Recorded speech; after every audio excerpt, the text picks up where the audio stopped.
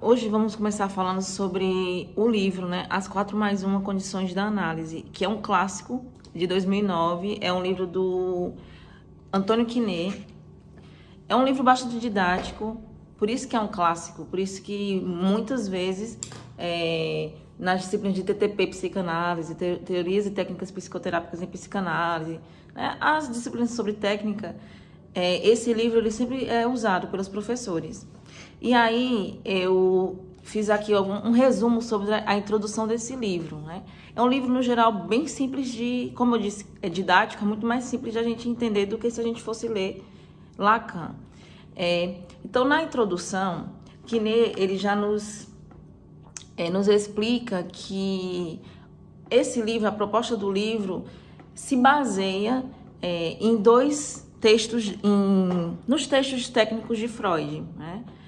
E, especificamente, ele fala aqui que as bases do livro As 4+1 Condições da Análise são os textos de Freud de 1913, O Início do Tratamento e A Dinâmica da Transferência, também de 1913, né? Os dois de 1913.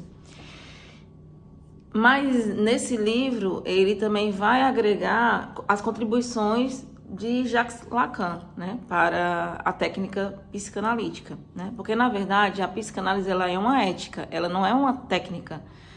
Por isso que quando ele fala de condições, falar de condições é diferente de falar de regras, né? Porque as condições elas favorecem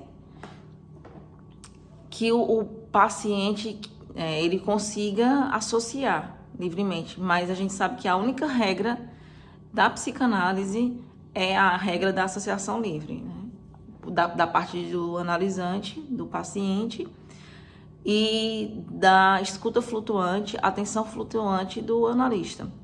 Então, assim, nesses textos, Freud, nesse texto, tanto a dinâmica da transferência como o início do tratamento, Freud adverte as pessoas que vão ler o texto, os leitores, de que existem condições que são sine qua non para a análise. Então, quais são essas condições? É justamente o tratamento de ensaio, né, que Lacan vai chamar de entrevistas preliminares, o uso do divã, a questão do tempo e a questão do dinheiro. A gente sabe também que as análises freudianas, né, e até o tratamento de ensaio, naquela época era todos os dias da semana, né? E só no final de semana que não havia análise. Então, quando Freud coloca que são 2 semanas, cerca de 2 a 3 semanas de tratamento de ensaio, é a gente pensando que naquela época essa escuta do inconsciente ela acontecia a semana inteira. E já atualmente a gente sabe que mudou um pouco, né? Embora a própria AIPA, né, que é a Associação Psicanalítica Internacional, ela preconize, né, sessões, pelo menos 3 sessões durante a semana, a gente sabe que na atual contextura, né, brasileira é inviável esse tipo de tratamento, de condução, por causa da questão financeira, né? Por causa da questão do dinheiro mesmo, pecuniária. Então, vamos lá. Então, são condições, não são regras. A gente tem que lembrar disso. Então, como eu falei, a única regra é a associação livre, né? Que é a regra de ouro da psicanálise. E essa regra de associação livre, ele fala lá, ele nos lembra que foi desenvolvida por Freud a partir de 1889, quando uma paciente dele, a M. von N., não sei se é assim que pronuncia, ela pediu para Freud deixá-la falar. Ele ficava fazendo algumas perguntas e ela simplesmente pediu para ele parar de perguntar e deixar ela falar o que ela precisava falar. E ele, como um bom ouvinte, né, ele conseguiu escutar o que ela queria falar. Porque se fosse, de repente, ele era um neurologista, ele não era um psicanalista. A psicanálise foi ele quem fundou, né? Se ele ficasse naquela ideia de que ele era o médico, ele era o dono do saber, o dono da verdade, e que a paciente, que ela teria que ficar em silêncio, né? Para ele dizer, prescrever medicações ou prescrever tratamento para ela, né? Então, Desde o início, Freud foi humilde e deixou que o paciente falasse, né? Naquela época, as primeiras pacientes dele eram pacientes histéricas, né? Era essa problemática que estava mais em voga naquela época, né? Já hoje, se a gente fosse comparar, seria os transtornos ansiosos, né? Que a gente escuta muito. Na clínica tem muitos casos de transtorno ansioso. Mesmo que seja outro tipo de transtorno, a ansiedade sempre vem como uma comorbidade. Então, nessa época, aí Freud surge a história da cura pela palavra, né? Então, o paciente, ele deve dizer o que sabe. Na regra da associação livre, o paciente ele acredita que vai dizer o que sabe, mas com o tempo ele começa a dizer até o que ele não sabe. Por isso que a associação livre ela é um resquício do método hipnótico, né? E também do método catártico, que Freud usou no início também, tanto o hipnótico como o método catártico. Porque quando a gente associa livremente, quando a gente suspende o nosso juízo de valor, e aí o divã, depois a gente vai falar um pouco sobre o divã no capítulo sobre o divã especificamente, ele favorece justamente que a gente faça esse corte no face to face, né, no face a face, nesse registro do imaginário, e promove que o simbólico ele possa circular de uma forma mais fácil, digamos assim, que a gente possa acessar nosso inconsciente de forma mais fácil, se a gente não precisar olhar para a pessoa, para o analista. Então, assim, do lado do analista, a regra fundamental é a da atenção flutuante. E a ética do analista, né, que já é algo que quem traz é Lacan, Freud fala de uma ética, mas ele não fala especificamente da ética da psicanálise. Quem vai dizer isso, quem vai trazer isso a partir da leitura freudiana é Lacan. Então ele vai falar, Lacan, que a ética da análise é a ética do desejo, né? E o desejo, em última instância, é o desejo de analista, né? Então é quando o sujeito ele faz a travessia de sua fantasia. Claro que a gente pode até pensar, contestar, que não é possível a gente fazer essa travessia da fantasia completamente, né? Porém, existe um ponto ótimo, digamos assim, em que a gente, a partir da nossa análise, a gente já consegue fazer essa escolha, passar de analisante para analista, né? E o desejo do analista, ele não é um desejo impossível, não é um desejo insatisfeito, não é um desejo congelado, não é um desejo prevenido, é um desejo positivado. Mas a gente vai explicando isso depois. Então, ele faz uma crítica nessa introdução a essas regras impostas pela IPA, né? Então, Freud não fala de regras, ele fala de condições. Mas a IPA, ela esquece, digamos assim, que a regra fundamental da psicanálise é a associação livre e a escuta flutuante do lado do analista, e coloca que existem essas outras regras, né? Que são regras que são condições sine qua non, segundo a IPA. Então, ela faz a padronização da experiência analítica, né? Transformando esse analista em um mero funcionário do dispositivo. Então, ela é como se fosse um superego, né? Uma instância fiscalizadora. Termina sendo assim. Termina sendo assim que funciona, né? E, em contrapartida, ele sugere que, né, recolocar estas regras no terreno das condições, né? Ou seja, o dispositivo analítico ele deve estar submetido à experiência do inconsciente e ao 1 a 1 de cada caso, né? E até ao 1 a 1 de cada sessão. Então, mesmo numa análise de um analisante, uma sessão é diferente da outra, né? O inconsciente ele vai ser acessado de formas diferentes, né? Às vezes, numa sessão, não vai ter nenhum tipo de conseguir... A gente não vai conseguir pensar algum significante, né? Não vai ter nenhuma manifestação do inconsciente.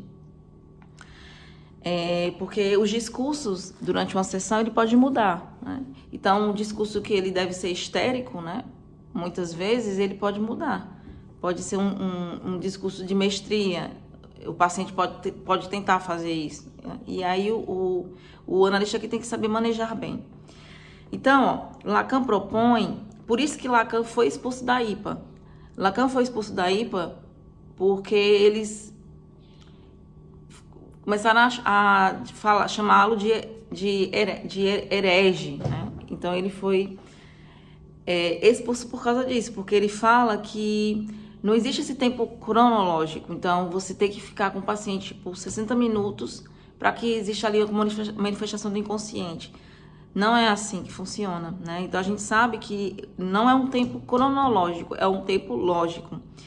Então foi por causa desse tempo lógico que Lacan foi expulso da IPA, da Associação Psicanalítica Internacional, enquanto analista de data que ele era, né?